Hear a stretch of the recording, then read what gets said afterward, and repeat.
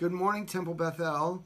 I have something new to share with you, starting now, which is to share a little passage thought about connecting the very beginning of Torah, Parsha Genesis, and this theme of forgiveness, which you probably know I'm very focused on right now. We just celebrated Simchat Torah a couple days ago. We danced with the Torah, and we begin anew our annual reading of the Torah. And for each portion throughout Genesis, we're going to write a short message that connects the portion of the week to this theme. So in the beginning, God created, Bereishit bara Elohim. We read these words Thursday morning at Minyan. We'll read it tomorrow on Shabbat. And it describes the very early moments of life in the universe. As our sages long emphasized, though, the Torah is really about why and not how. By that I mean, fundamentally, the Torah is about why we are here, not how we got here. It's a manual, as it were, for why we're alive, rather than how the world came to be. In our Torah portion, we read not only about creation, but also about all the evil that man produces. We will read about it on Shabbat. First, we know Adam and Eve, they actually blame each other, and they blame God, and then they get banished from the garden. And then we know that Cain kills his little brother.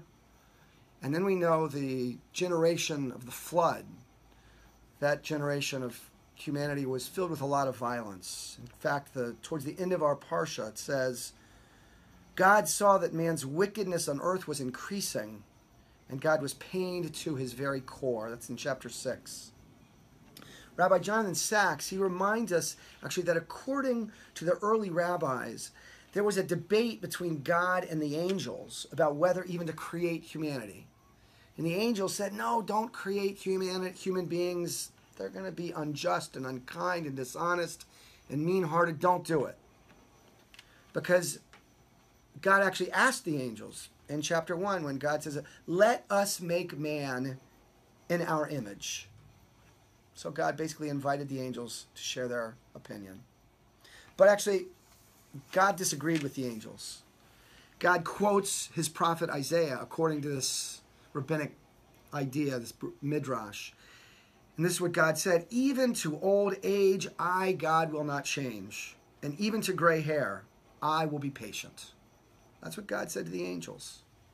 And this is kind of an amazing passage, because the rabbis of the Talmud apparently believed that God rejected the angels' view and chose to create man with the intention of being a patient and understanding parent.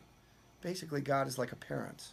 God's love for us, his children, would never depart and would never fade. In our very first Torah portion, we learn a profound story of forgiveness and faith. God actually forgives us through each of these narratives, Adam and Eve, Cain, and then the generation of the flood. More than the story actually is about human faith in God, it's a story about God's faith in us. It's as if God is saying, I will never lose faith. I'll wait for as long as it takes for humans to learn not to oppress, enslave, or use violence against other humans.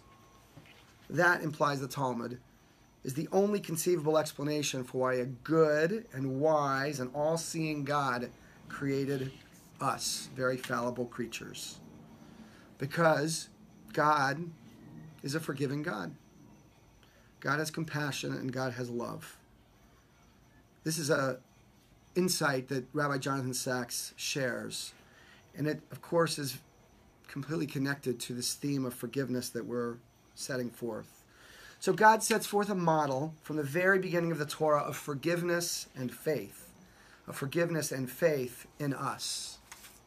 What can we do to be more like God and to become more forgiving, to have more faith in the families and friends whom we love? Shabbat Shalom.